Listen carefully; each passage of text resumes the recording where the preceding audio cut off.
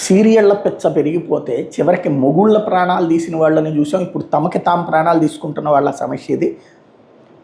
TV serial చూస్తున్న భార్య ఇంటికి వచ్చిన తన భర్తను పట్టించుకోకపోవడంతో ఘర్షణ చెలరేగిందంట. తన కుమారుడితో కలిసి ఆత్మహత్యానికి పాల్పడినటువంటి సంఘటన ఇది. మహబూబాబాద్ జిల్లా బయ్యారం మండలంలో గ్రామంలో శుక్రవారం చోటు చేసుకుంది. కుటుంబ సభ్యులు స్థానికులు చెప్పిన లెక్క ప్రకారం గ్రామానికి చెందిన రైతు గురువారం రాత్రి పొలం ముగించుకుని ఇంటికి వచ్చి భార్యను అన్నం పెట్టమని అడిగాడు రాత్రి పూట్ల. ఆ సమయంలో టీవీ చూస్తున్న అతడి భార్య సీరియల్ పూర్తిగా పెడతానని చెప్పడంతో ఇద్దరి మధ్య గొడవ జరిగింది. ఇదే విషయం శుక్రవారం ఉదయం మరోసారి తగాదా పడ్డారు. ఆ తర్వాత రైతు పొలం దగ్గరికి వెళ్తే మనస్తాపం చెందిన ఆమె ఇంట్లో ఉన్న గడ్డి మందు దాగి కొడుకు 8 ఏళ్ల కొడుకు కూడా దాగిచ్చేసింది. గమనించిన కుటుంబ సభ్యులు స్థానికుల సాయంతో మహబూబాబాద్ జిల్లా ఆసుపత్రికి తరలించారు.